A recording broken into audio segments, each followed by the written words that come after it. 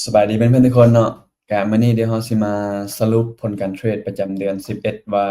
เดือนนี้เราเทรดเป็นจั่งใดกันเนาะโอเคคันซั้นเดี๋ยวเราจะเข้าไปเลยเนาะเราเข้าไปเบิ่งได้เลยเนาะโอเคตอนนี้เราเข้ามาอยู่ในหน้าต่างของ OKX เนาะอันนี้ก็จะเป็นแพลตฟอร์มที่โดมใช้เทรดเนาะตอนนี้ก็โดมมีอยู่1ออร์เดอร์เนาะซึ่งเปิดออร์เดอร์อยู่เป็น for order ฝั่งช็อต Bitcoin เนาะแล่นอยู่ตอนนี้ออร์เดอร์แล่นอยู่เนาะ ก็ที่จริงก็อยากให้มันขึ้นไปแมตช์ออร์เดอร์นี่แต่ว่ายังขึ้นไปบ่ได้เนาะอ่าก็ตลาดช่วงนี้ก็กำลังอยู่ในช่วงไซด์เวย์แต่โดมโดมคิดว่าอันนี้ตามความคิดส่วนตัวของโดมเนาะโดมคิดว่าตลาดมันยังสิย่อได้อีกเนาะก็มันมีโอกาสที่จะพุ่งขึ้นไปฮอดแสนได้นั่นแหละแต่ว่าก่อนที่มันจะพุ่งไปฮอดแสนได้มันก็ต้องย่อเนาะก็ต้องได้มาเบิ่งว่าสิเป็นตามที่เราคิดบ่เนาะเพราะว่าเราก็คือเว้าทุกอย่างมันก็บ่ร้อยเนาะเราก็ได้แต่วางแผนแล้วก็ได้เทรดนำกันไปเนาะเราก็บ่แน่ใจว่าผลลัพธ์มันสิออกมาจั่งใดเนาะโอเคอันนี้เราอยู่หน้าต่างของการเทรดเนาะตอนนี้ก็คือที่โดมได้บอกเนาะเรามีอันนี้จะเป็น limit order เนาะ open position เนาะเปิดอยู่1ออร์เดอร์เนาะตอนนี้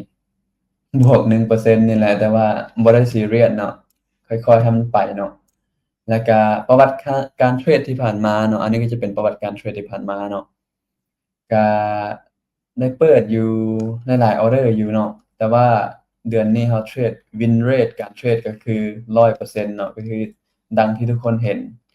ทุกอย่างเนาะที่เราเปิดออร์เดอร์มันก็จะขึ้นอยู่บนนี้เนาะก็มันออกมาเคลียร์หมดเลยเนาะ โอเคเราไปที่ asset เนาะแล้วเราไปที่ analysis อ่านั่นมันสิขึ้นมาหน้านี้เนาะเราขึ้นไปเบิ่งเนาะตั้งแต่วันที่1ของเดือน11นี้เนาะฮอดปัจจุบันนี้เนาะกำไรอยู่ประมาณ40ล้านเนาะเดือนนี้อ่า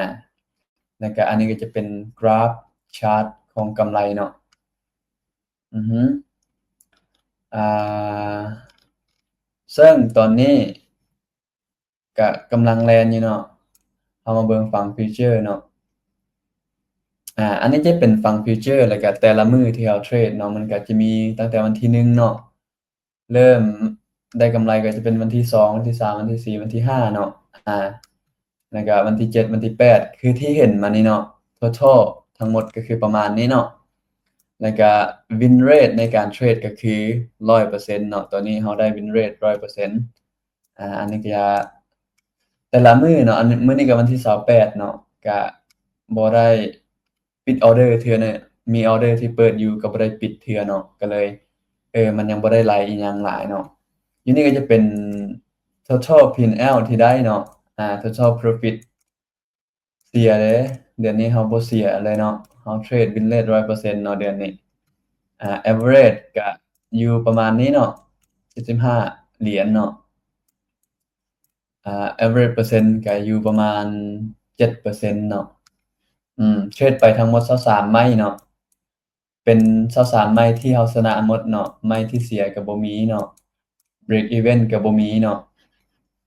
ก็ win rate 100%คือที่โดมเว้าเนาะจำนวนที่เสียไปบ่มีแล้วก็longest winning stack ก็คือ23ไม้ที่ได้เทรดไปแล้วเหรียญเด้เหรียญที่เราได้กำไรหลายสุดก็จะเป็นบิตคอยน์เนาะ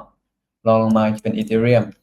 ก็คือที่ดมได้เว้าเนาะส่วนหลายดมจะเทรดแต่2เหรียญหลักๆเนาะก็คือ Bitcoin กับ Ethereum แล้วก็อันนี้บ่รวมสปอตที่ถือไว้เนาะเพราะว่าคันเป็นพอร์ตสปอตแล้วมันก็จะมีเหรียญหลายๆเหรียญที่เราเก็บซื้อไว้แหละแต่ว่าอันนี้มันจะเป็นเฉพาะแต่เทรดฟิวเจอร์เนาะแล้วก็อันนี้จะเป็นพอร์ตที่สร้างขึ้นมาเพื่อที่จะเฮ็ดคอนเทนต์เพราะว่าตั้งแต่ดมได้มาเป็นพาร์ตเนอร์กับ OKX เนาะดมก็เริ่มเติมพอร์ตแล้วก็มาเฮ็ดคอนเทนต์ให้ทุกคนเบิ่งว่าสไตล์การเทรดของดมมันเป็นจั่งใดส่วนหลายเนาะก็สิเน้นหนักสุดๆก็คือเรื่องบริหารความเสี่ยงแล้วก็จัดการความเสี่ยงในพอร์ตของตัวเองเนาะอันนี้เป็นสิ่งที่สำคัญเนาะก็ประมาณนี้เนาะมาอัปเดตสั้นๆให้ทุกคนได้เบิ่งแล้วก็เพื่อเป็นแนวทางหรือว่าไผที่อยากเทรดไผที่สนใจก็สามารถสมัครโดยการใส่รหัสของโดมได้เนาะ จะได้รับส่วนลดในการเทรดทุกครั้ง 20% อันนี้ได้รับส่วนลดตลอดชีวิตในการเทรดเลยเนาะโอเคสำหรับวิดีโอนี้ก็ขอจบเพียงเท่านี้ก่อนเนาะและอย่าลืมฝากกดไลค์กดติดตามและก็กดแชร์เพื่อเป็นกำลังใจให้โดมแน่เนาะแล้วเรามาเจอกันในวิดีโอต่อไปเด้อ